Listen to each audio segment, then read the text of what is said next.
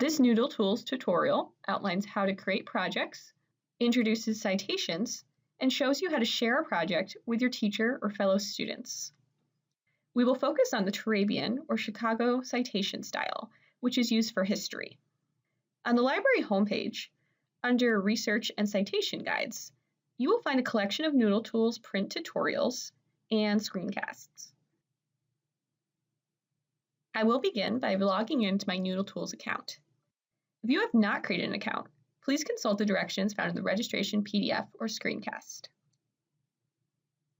To create a project, click on the New Project button in the top left corner. Enter a project title. I will call my new project United States Reconstruction Paper. We will choose Chicago Turabian for the citation style. This is the default selection. It's important to click Advanced for the citation level. This will provide you with all of the citation source types. Then click on Submit. After the project is created, you are in the dashboard for this project. When a teacher wants you to share your project with them, you'll click on the Share with a Project Inbox tab, and then you will type in the project inbox name that they give you. Once complete, you'll click on Done.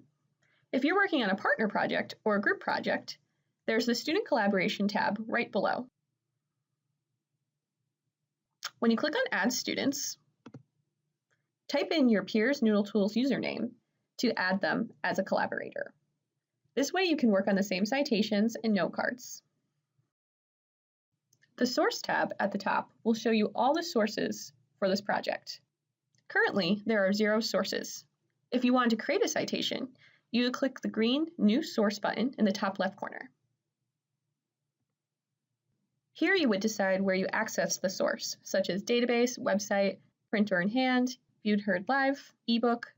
Our other screencasts will go into more detail about how to create citations. As a reminder, on the main Catherine Brush Library website, under Research and Citation Guides, you will find all the NoodleTools PDF directions and screencasts. As always, feel free to ask a librarian if you have any questions.